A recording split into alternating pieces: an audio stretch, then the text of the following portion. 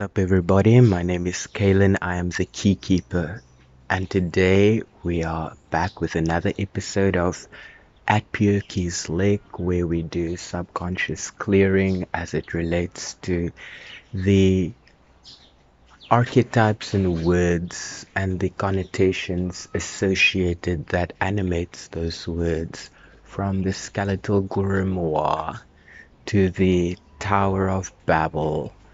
So today I just thought about the expression "fuck you" and the horse you rode in on, and I distinctly remember that. Uh, I don't know which movie it is. I don't know if it's G.I. Jane or Kill Bill. I have to think now. Regardless, everything that we have been saying about the hippocampal relation to the white horse of Christ, the churning of the cosmic ocean, the pineal gland, and just the as above, so below of how everything kind of becomes this key written on your heart, the law of the kingdom is within you. All of those notions of just seeing the microcosm and the macrocosm relate through real-time syncretism. That's what we are all about. That's why we do screenshots and rough cuts and stream of consciousness and listening to what other people say and projecting onto it, reflecting onto it. It's all this human design patterning that's trying to Venus in Cancer towards its D9 of Mula through the Ashlesha. And because that has been my process, I have very much been trying to syncretize serpent symbolism, just different animal totems of deities, and the different stories and where they kind of intersect with cross-cultural themes like race or power or gender, sexual identity, reproductive rights, countries and usurpation, colonization, removing of the guardians, destroying of languages, raping, inbreeding, monarchy, like all these institutions of civilization that gives us the law of Uranus and maritime admiralty law, and seeing how now with the Pisces transits and everything with Neptune and Saturn, we see what the Jordan Maxwells of the world have been saying about maritime admiralty law and what are the true satanic values that are circulated in that system of consenting your I am to just knowing what your body is, right? 70% water, like the earth is 70% ocean. So just knowing how magnified the notion of water has memory, and the whole idea of like a snowflake and a star, and what Sevan Boma said about like stars being projected through Room 18. hexagonal cathode rays, 1,000 points of light to your crown chakra, enchanting you, fascinating you, all of that. I just kind of had to ask myself, like, what are the archetypes that I am siphoning into, and what does it say about me? And bringing it just back to Mimi, the Queen of Christmas, Santa Claus, the Claustrum, the goat, the seamen, the Seminoles, the eunuchs, the transsexuals, the golden phalluses and golden asses, and all of this alchemical tantra of building a tower based on what Saturn said or Saturn said. And what is the white horse that comes out of that cosmic churning? We see in our cipher formlessness as opposed to form, the 0 point as opposed to the I. So the letter of the law, the letter starting from A to Z with Aries going towards Sag, and then out of that Uttara Ashada Abhijit formlessness point back to Pisces, Revati, we can really kind of see the mutable of mutable process between Sag, esoteric Earth, and Pisces, which we see Formscape Cypher has Pluto cusping Aquarius into Pisces. And it was just very interesting, especially given that the Pluto in Sagittarius generation is very much associated with like the LGBTQ bloom and rainbow symbolism, but also like serpent symbolism as it relates to that. And me being South African, having hard-earned freedom based on the work of Galloping Sag Nelson Mandela. So it's very Pisces, like what is all these numbers and letters kaleidoscopically, Urania, castrated, uneroded root, narcissus echo flower to the fruit of myself.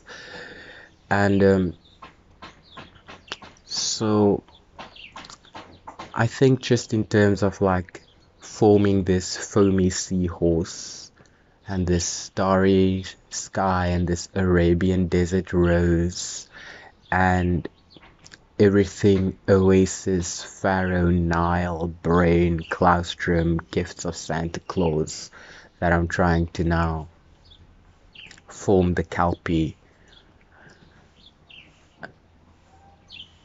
with that like Cyclops vision and, you know, noble steeds, guys, not a donkey on Shrek. Noble steed. Not just Uranus, you're talking ass type of thing, you know, and also just in the context of Uranus being the metaphorical first castrato, because we do know he went on reincarnating through like basically the myths of Prometheus and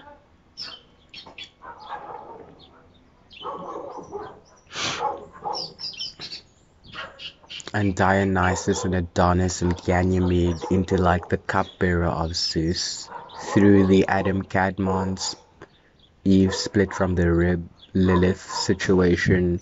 When we look at the Archon story and the Gnostic story and the Yaldabaoth story, which does give the Abraxas symbol also a very serpentine,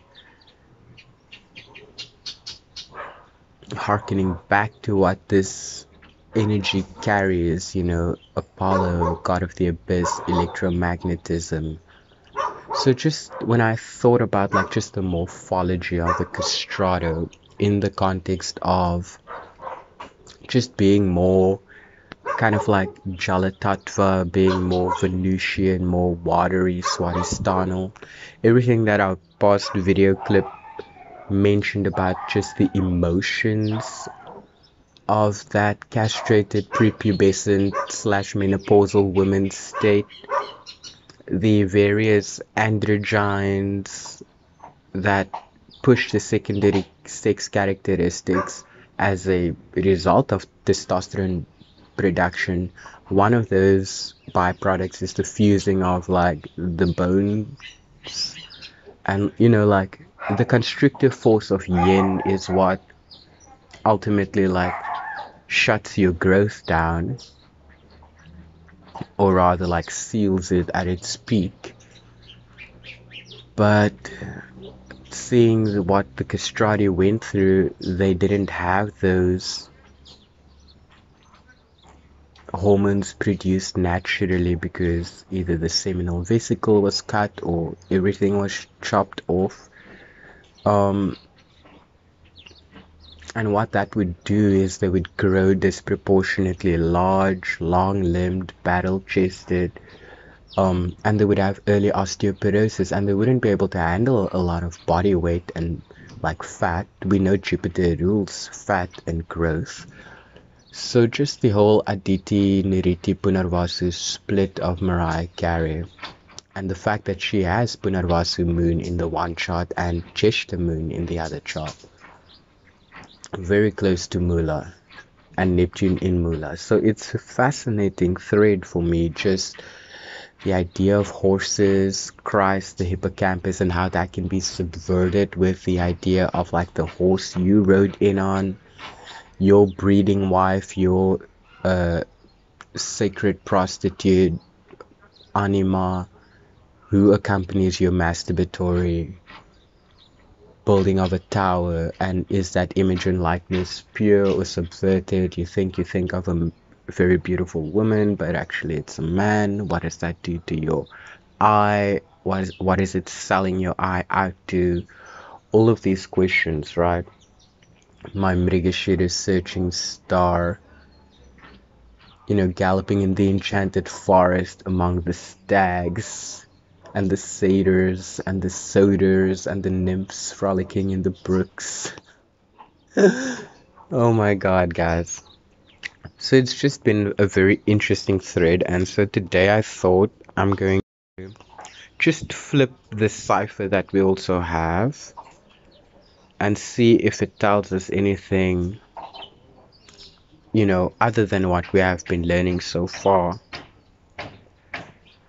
So here we see that the moon is the inverted R beginning the ascendant. So if we were to plot the word Ram for right ascension of meridian, it would go first house, 7th house, 11th house. So that's interesting how 1, 7 and 11 all links axially to the balance point. And in this cipher, the balance point is the M in Leo of Neptune going into the 11th house aspect of this chart.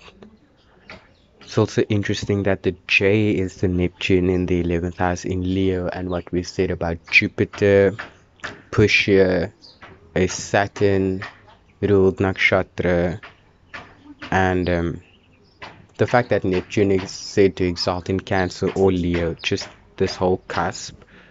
And we see the K, J, and M is Neptune's letters, and that is what is held out of form through Cancer going towards Leo. So it's very interesting how that Saturn, sickle, scythe imagery of the L notion links to this backwards key of Kronos, and just the J, Yahweh tetragrammaton of that trifold light, which now refracts the redshift blue shift, because we see opposite to the Neptune we have Pluto causing like the redshift from the black, and we see that the ascendant is the blue shift, bridging kind of like 12th house energy and 1st house energy. That's the blue shift. 4th house energy cusping into 5th house energy, that's the red shift. So what Formscapes asked me about, like fire, Saturn, and water, Mercury, I feel like I see a little bit of what I was trying to articulate through that. Also with what we learned about Mercury, Leo, Yin, water signs, Virgo, that little fishtail on Virgo, the moon, Jupiter as a hierarchical ruler to Virgo, and everything that kind of like relates this trine of Rohini, Shravana, and Hasta to the reflections of the sun, i.e. Apollo, i.e. Soul, and even in Asterian astrology, Rohini is Pasiphae, which like it reminds me of the notion of, well, the sun is just like this tide horse, chariot, pacified into his orbit, can't come too close, can't come to raging down on us like Sekhmet, because the Eye of Ra and the pyramid scheme and the ordained 7-day creation, cosmic order, and the Sabbath and all of that has been, pre and prayed for. It's a very interesting just seeing the Sphinx and the O of the Mercury cut now into the 12th house. Also relates, like, when I think of Egyptian symbolism, there's often that headdress with the crescent and the sun coming into it, and what we know about Virgo and the incubating of the Christ consciousness, which will be birthed in the initiation of Capricorn. So it's just very interesting how even the expulsions of the garden and the womb and the semen and everything, it has this like finding its eye back into form, climbing of a mountain thing. And it's very, what was once very watery and memory and DNA and abstract, like that becomes something solid. So maybe it's just like my Neptune in Capricorn second house, seeing the seminal way things come to the bull's eye. That's why my astrologer told me, like, your gift is knowing how things are known. Even if you lose yourself so totally, you can figure out how other people maybe like came to a certain conclusion, because you can see the fractals that would have like been the gallop path of the horse ridden to get there. And I felt the moon in the first house position and right ascension of meridian, the idea of sin, Aries rising, Jewish people, Cancer rising, the tetragrammaton.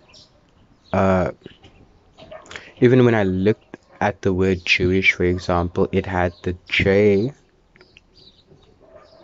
Let me just find that here.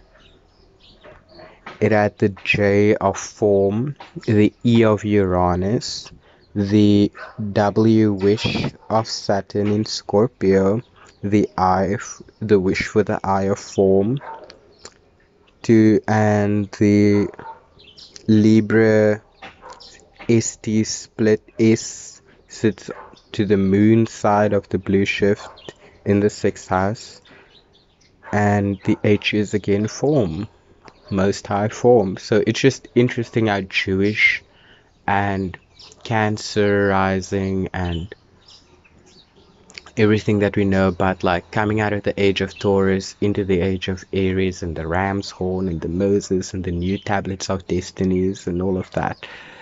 So yeah, comment down below, what do you guys think? Is deciphering, what are you guys coming up with in terms of just like the words, like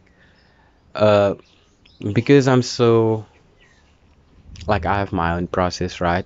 I feel like I want to try and see it all at once, and therefore like it's very hard for me to feel like I carve a very particular thing out, because it's like that crystal will just start being this jagged thing that like it needs to once again now like get polished by the ocean to be like a pearl of some sort, and not just like this granular sand bit, and even on that raw Atum little animation that I shared in the community post, it's very interesting, even like how they pixelate these background photons and things that just kind of like is always there, and then the light manifests from the darkness. It's very Homo Solaris, it's very white magnetic light. And yeah, I just have to kind of like separate like what are the different horses that came out of that, which ones are the noble nagas, of Vasuki who are not um trying to like bring you into like an underworld lair full of jewels and riches, but it's actually to like Hansel and Gretel you, or you know, sacrifice you to Moloch or whatever it is. Like I just want to like stop being scared of things that could just be telling the same story, and certain depictions have been frightening enough to uh, keep a gargoyle god to that cathedral of meaning. Howdy, my name is Kalen, I am the Keykeeper, and tonight I want to do my due diligence just in terms of mapping the golden thread with all the connections that we have been working with. So maybe I'm going to be an ass, but I just wanted to continue the thread of Uranus, Castrato, Monosaurus, Lucifer, Apollo, music.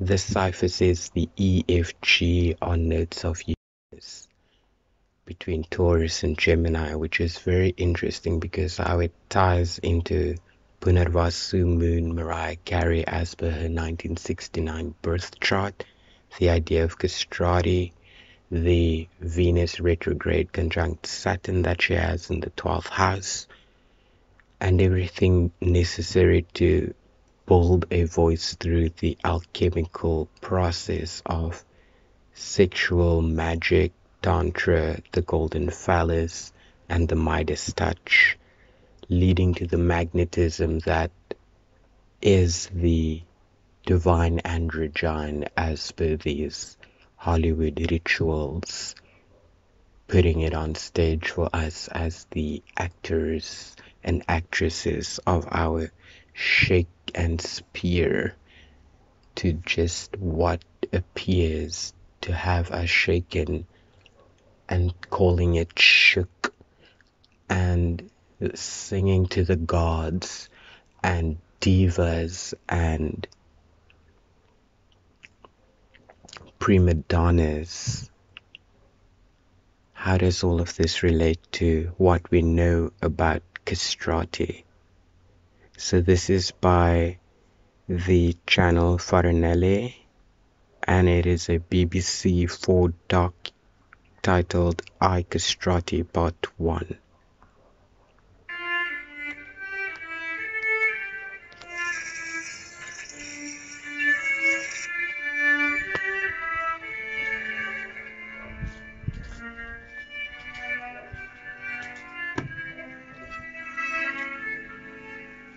Your young servant Silvestro Britoni, rejoicing in a voice sufficiently good to practice music, and wishing to retain it, begs your serene highness to make it such that he is without those instruments which would allow the change of voice to take place.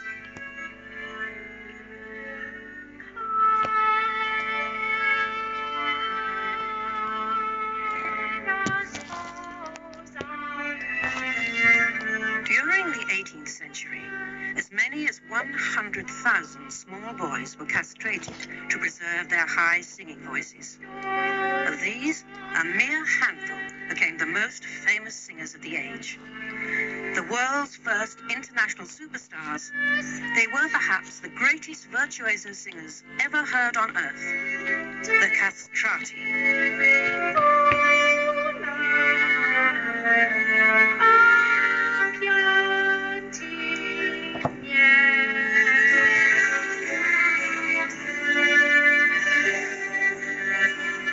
But the mature castrato voice didn't sound like a child, nor did it sound like a woman.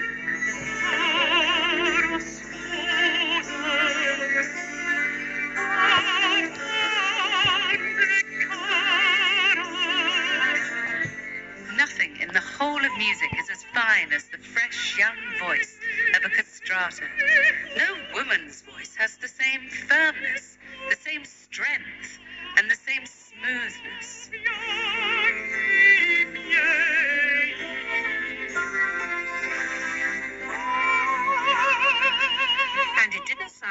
male countertenor or falsettist.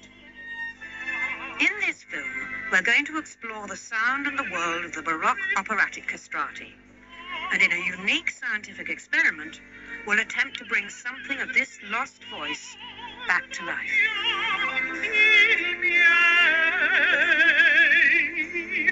For the whole of my adult singing life, I've been fascinated by the castrati and the extraordinary music that they sang. These kings of the 18th century operatic stage were the richest, the most highly sought after, the most extraordinarily virtuosic, the most pursued in many ways of all the singers we've ever heard. And for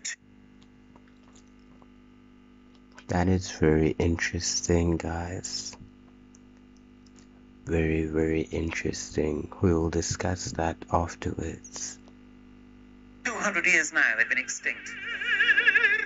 Have The they thing though? that made the castrato voice special appears to be the effect that singer had on the audience. The effect that singer had on the audience. Thinking of Uranus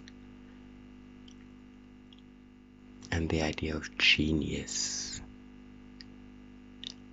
and the idea of enchantment through the outpour of the waters of life, through the voice and Aquarius, and Shatabishak being a key as the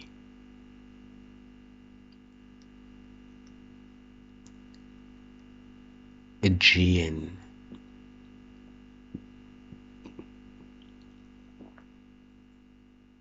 and the muses and the nymphs and the sirens who had the most beautiful voices, and the golden phalluses that through a Saturnian link of castration brings the sea foam back to Uranus. If one can understand something about what the special nature of that sound was, it will help us understand what it is that communicates from one human being to another. Singing for the gods, right? To do this to a child when every single moment, every day of their lives will be frankly adversely affected by their physical appearance, their early osteoporosis, their lack of an ability to reproduce, it seems to me really not emotionally cost effective. That is very interesting, especially in terms of what we hear, just the cult nature of what the families of famous people, especially born into generational fame or wealth like Rheia often is, born into those situations where they have the connections into the industry. So it's very interesting. These singers are often telling us that they have been singing since they were young. Their mother or somebody who loved them trained them or inspired them or sacrificed something for them to be able to do this. There's all these encoded references in a very sacrificial way, harkening back to what would happen to young children as is being explained in this documentary. You know, they would be the way out, the ticket out for their family. They would be the hope of turning the lead into gold. Alchemically, we know the great work manifests with the Ten of Pentacles. Jealous, despicable, Curious, effeminate, gluttons, covetous, cruel, in constant, suspicious, furious, insatiable. They cry like children if they're left out of an entertainment. Well, the knife has indeed made them chaste, but this chastity is of no service to them. That is very interesting because Mariah Carey is known for being very chaste. You know, she used to say she could count all the men she's been with on one hand and Eminem is on the other hand. So that's very interesting, and also just the personality that she just described, that very emancipation of Mimi personality, being very demanding, very I am the star.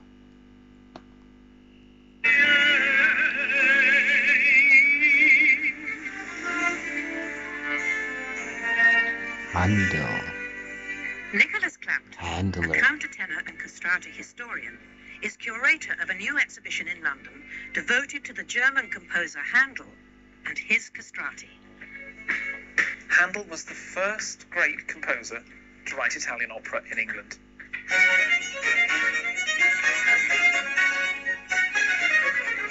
Handel was absolutely the...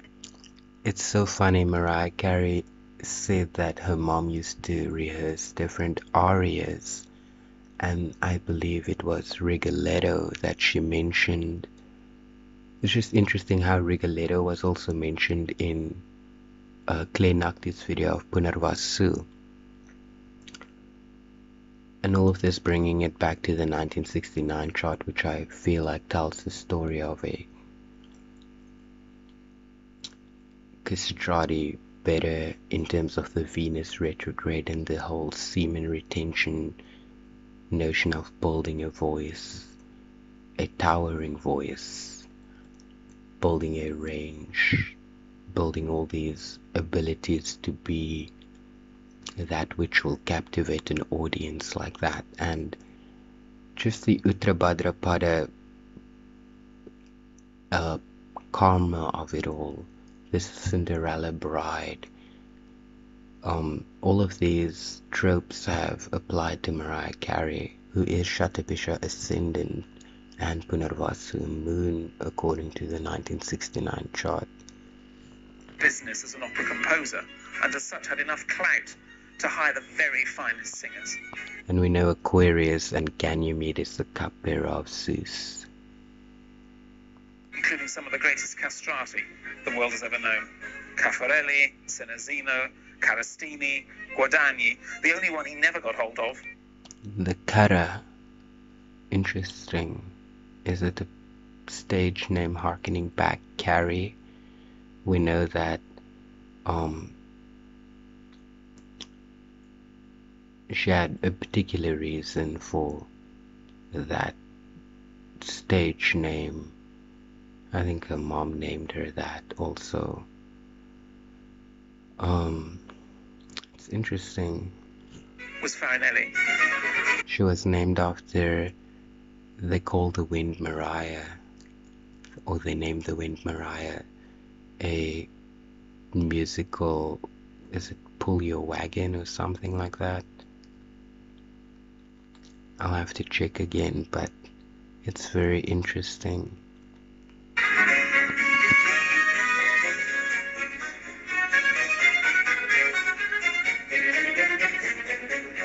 I'd like you to meet three gentlemen I like to think of as friends of mine. There's Farinelli, and Senesino, and Guadagni by the window. Farinelli never worked for Handel.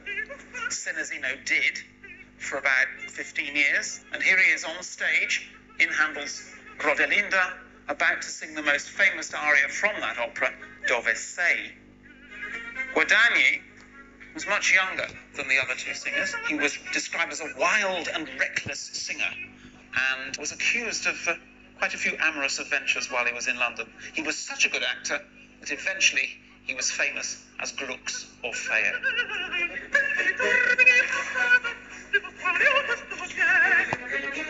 Well, a Baroque opera fanatic might like to make out that castrati were specially invented to sing lots of notes on an 18th century stage. This is, of course, nonsense. Castration has been used as a punishment, as a means of subjugation for thousands of years. We certainly know of eunuch choirs in a Christian context as early as the 4th century in Constantinople. And Unique choirs. there they flourished for more than 800 years, until the time of the Fourth Crusade, when Constantinople was sacked by the forces of Western Christendom. And the castrati, who had been singing there with great fame and considerable scandal, suddenly disappeared off the face of the earth. But 400 years later, castrati suddenly reappeared in Italy. In 1589, See, these things are always kind of disappearing and reappearing. Very Punarvasu. Pope Sixtus V reorganized the choir of St. Peter's. Castrati would now take the high parts that had previously been sung by either boys or falsettists. The high parts. It's very interesting because Mariah Carey is known for her upper register. Falsetto means a little false voice, which is really grossly unfair, because there's nothing false or unnatural about a falsetto voice. It's a perfectly normal function of any adult male. And the irony is, however, that it was the castrati who came to be referred to as the natural soprano, soprani naturali, which seems very strange to us. That's interesting because I read an article once on Mariah Carey's voice where her voice was described as a natural soprano, a natural, like she had no breaks, she had no register breaks, like she could go from the contralto to the coloratura soprano range without any losing like weight or coloring, or the timbre of her voice stayed consistent. She was able to maintain the tone, so she was described as having a natural mixed voice. I think the article even like doubted whether she had nodules because she would not have been able to have the vocal stamina and consistency that she had in her prime if she did in fact have nodules. So maybe the nodules are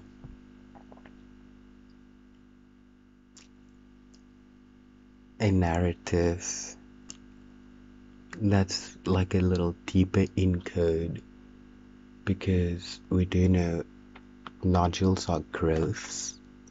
They're akin to like a polyp, and any growth that it could even potentially be cancerous is related to Jupiter, and we know Jupiter exalts in Cancer in Pushya Nakshatra, which is all about nourishing growth, the way mother's milk does. And we saw on the Rainbow Serpent cipher that the Taurus and the Cancer comes together with the Sun, and overlaying that on the esoteric cipher with the eye. It's very interesting how form comes out of Uranus and Neptune. We know Neptune has horse and cyclops symbolism, which also brings it to like the orgasmic galactic center, golden phallus, penetrating Virgo, golden key Ophiuchus, all of that. So yeah. And why does the sun exalt in a Ketu little nakshatra in a Gemini Navamshapada, when we know Aditi in the summer solstice point of Punarvasu is split in her nourishing and destructive aspect through Niriti, and which is Mula. It's very interesting because the height of Ketu in material accumulation would be Cheshta, which Mariah Carey in her 1970 chart has Cheshta moon, and Neptune in Sagittarius in the tropical So that is very interesting how different charts kind of like through my synesthesia make sense just because of like the symmetries and the correspondences that I do have. But let's try and hear more on what the documentary has to say. Nobody in Britain understands both the natural and the synthetic human voice better than York University's electronics professor, David Howard. The voice of the castrato worked in the same way that my voice or your voice works. This is a medical model of the larynx which shows us the basic working parts. This is the Adam's apple, the part you can feel if you move your finger up and down your throat. But if we turn it so we can see into it, we can see the vibrating structures, the vocal folds themselves. And as they open and close like this, they would be vibrating. And these vibrations are very rapid.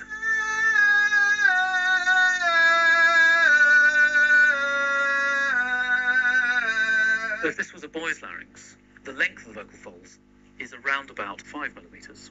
In the case of women, it's nearer 8 millimeters. And the man, it's 1.4 centimeters. So for the boy's voice, with the small vocal cords, the boy also has a small mouth or vocal tract above that. And he is able to produce a sound which many would describe as being pure, rather simple.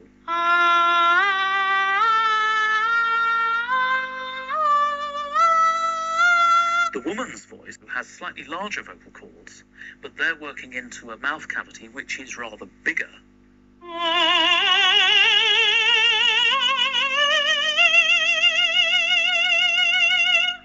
And so she is able to work with a larger range of acoustic possibilities in colouring the sound.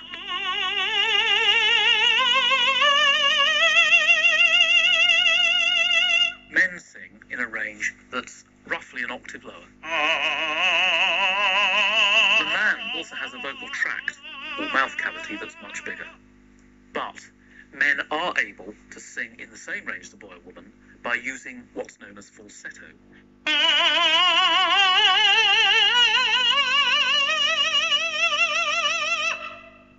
To produce a falsetto sound like that, what I'm doing is reducing the bulk of the vocal cords that are vibrating.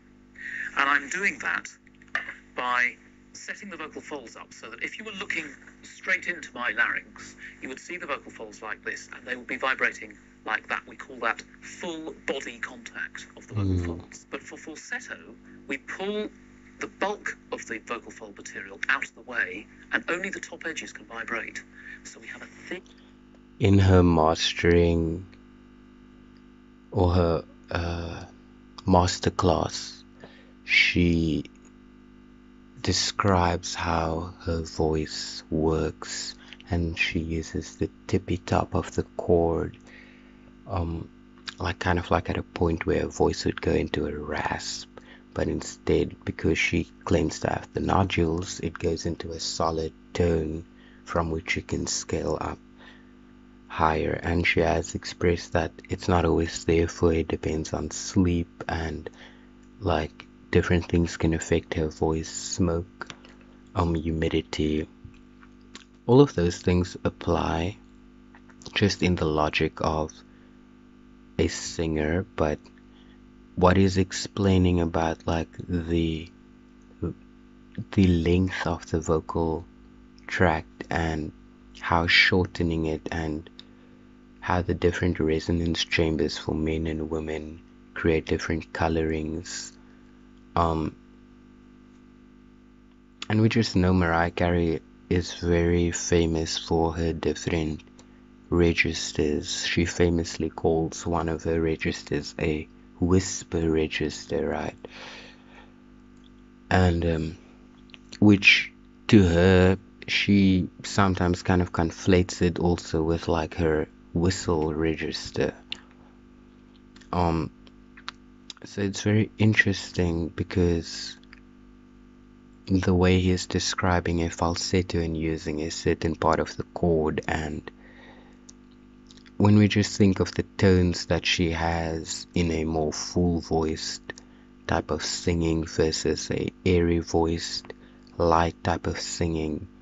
Like her airy voice definitely in tonality syncs more smoothly with her whistle notes, whereas in her prime, her lower register and her, especially like her mid belts, really gave a more brassy, full, darker tone. And when she got towards Music Box, Daydream, and they like she gained a girlier tone and a more crystalline tone, and maybe it's because she was very disciplined with her voice. She did admit that she smoked in the past and that she gave that up when she got her record deal. So maybe like the voice just gradually cleared up, and having a consistent vocal routine in Sing Sing kind of like allowed her to develop that legato of hers, the way she was very famous for until the peak of her voice in that state in 1996, you know. In 1997, in the butterfly era, her voice did become a little lower, a little darker. On the record, she could still hit very high belted notes, but she definitely had more air to her whispery tones, and she definitely had a lower center and weight to her voice overall. And her voice just had more of an emotionally stained quality of sounding straining for certain notes, but like we were loving it all the same, because you know at the time it was like she was being praised for this butterfly that she became, with her sultry close to the mic singing and restraint, whereas other times she was always showing off all the look what I learned in castrati training to be the best of the best in terms of vocal virtuosity, right? Thin string, and a thin string will vibrate at a higher frequency.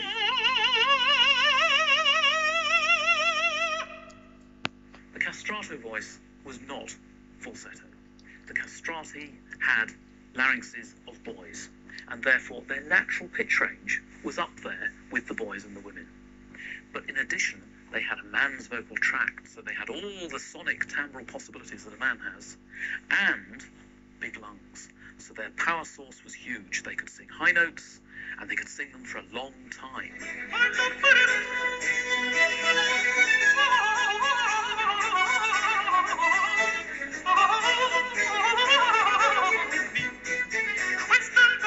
Yeah, guys, don't feel bad if, like me, you blew out your voice trying to sing Mariah Carey songs, because as we can hear, it is literally not even like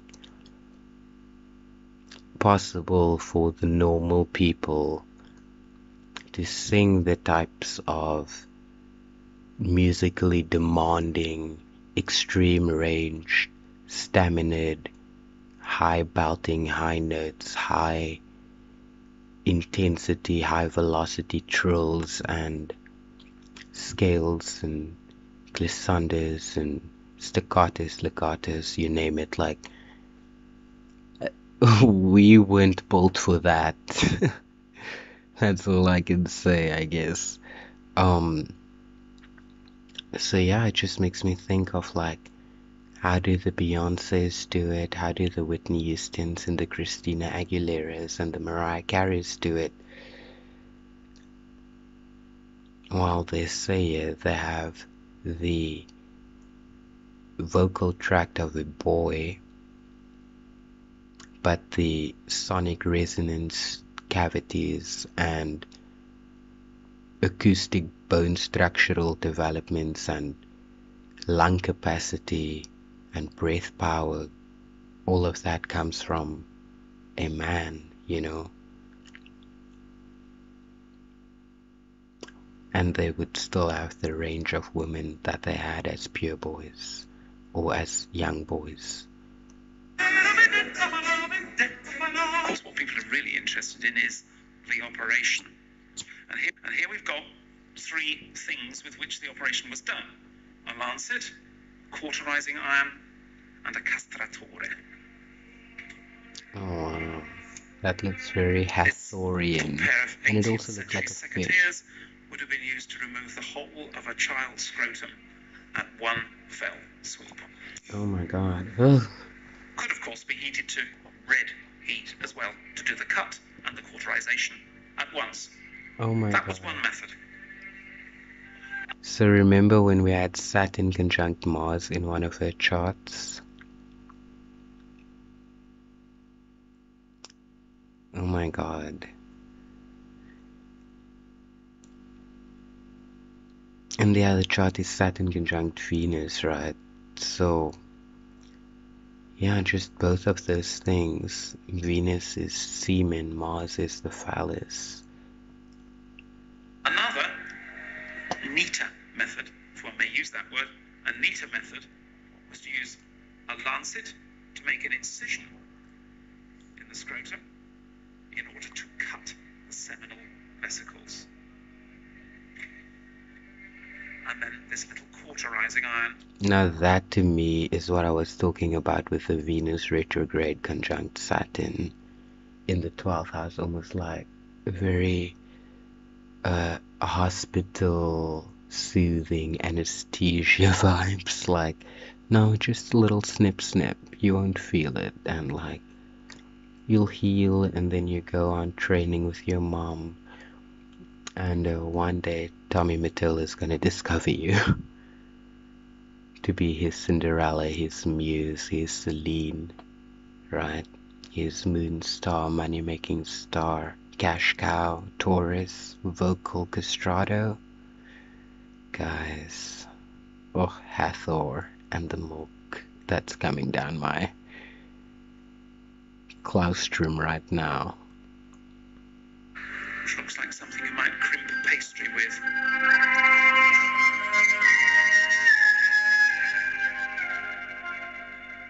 Well, I literally thought that was a Mariah Carey song now, like, it just like reminded me of something like, I think it was the song Mermaid from Georgia Brown, and I heard that song on a compilation video of high notes that Mariah Carey and other singers are like competing it out, supposedly. You know how these videos are made. the consequence of castrating a child before puberty is huge. Testosterone comes primarily from the testes, and that loss of testosterone has innumerable effects. Obviously, you don't go into puberty properly, your voice doesn't break, you don't start growing a beard, genital development doesn't occur. They tend to grow tall because fusion of the growing ends of the bones doesn't occur, so they would have had very long arms and very long legs. Wow, Mariah Carey is known for her Venus goddess legs.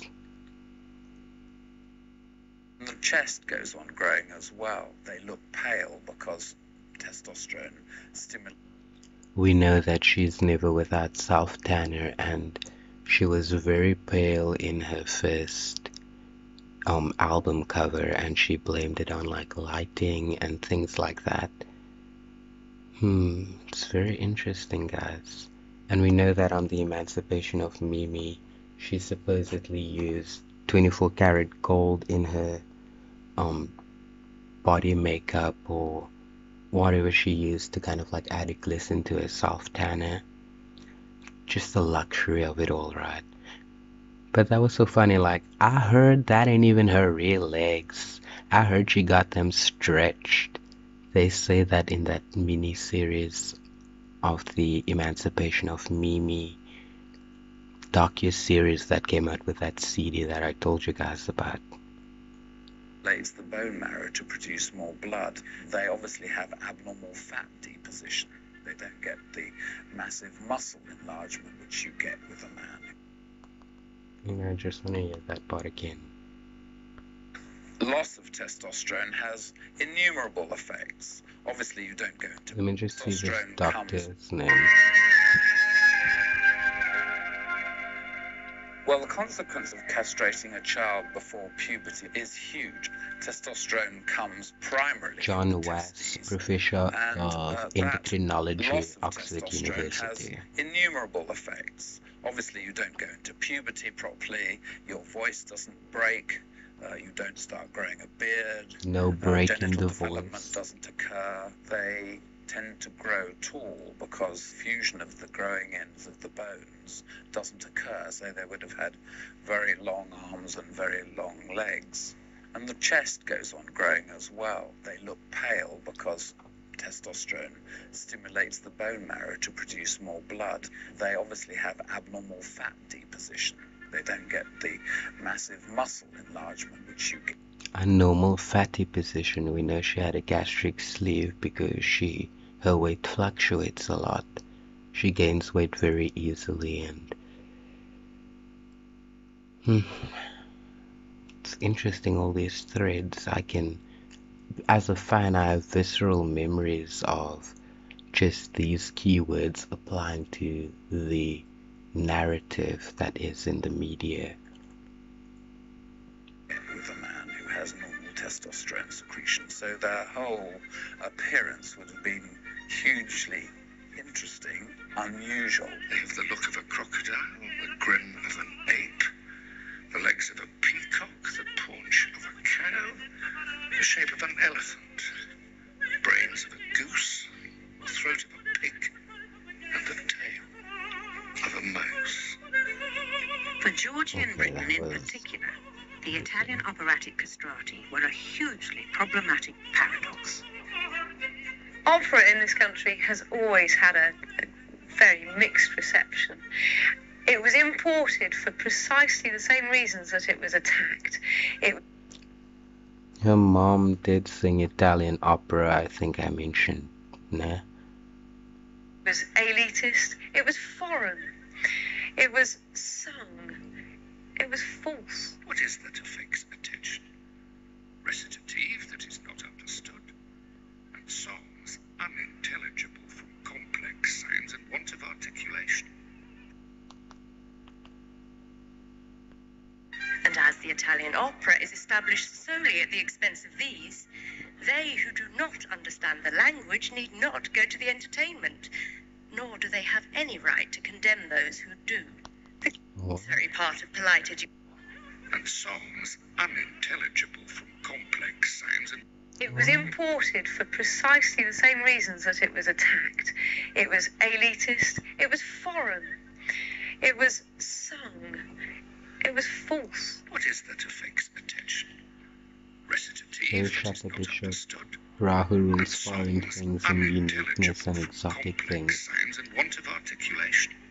As the Italian language is looked upon as a necessary part of polite education, and therefore it is to be supposed understood by all in this higher rank of life, and as the Italian opera is established solely at the expense of these, they who do not understand the language need not go to the entertainment, nor do they have any right to condemn those who do. The castrati are the epitome of Italian opera, and of course, they're also the epitome of the problems with Italian opera. We know Mariah Carey and her mom had competing diva energy, right?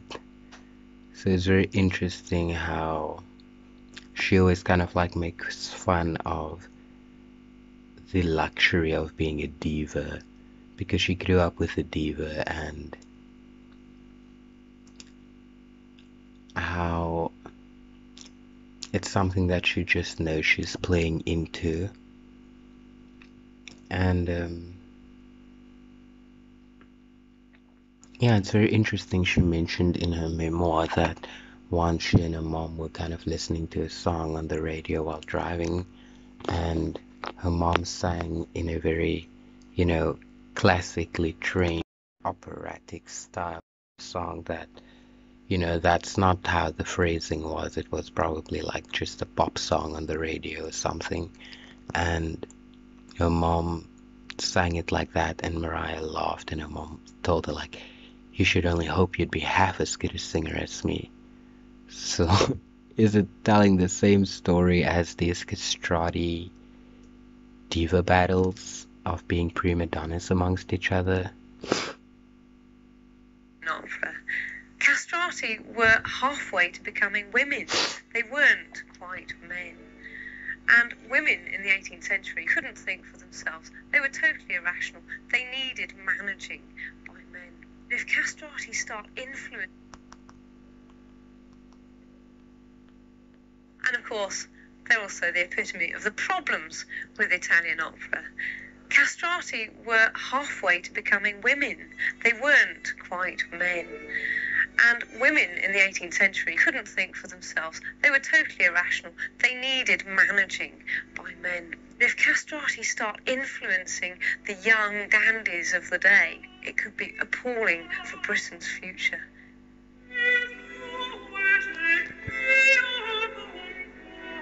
Curse on this damned Italian Pathic mode. I hate this singing in an unknown tongue. 'Tis our... This is called Satyr, like S-A-T-Y-R. So Satyr. Satyr on the luxury and effeminacy of the age, 1729. Interesting, Uttarabhadrapada and luxury, effeminacy, Clay Nocti's ethereal mermaid features, everything I said about satyrs and nymphs. Reason and our senses wrong. I curse the unintelligible ass who may, for aught I know, be singing mass. Wow. What did they say about an ass? Because we spoke about the ass, right? The golden ass. Oh, when my YouTube freezes.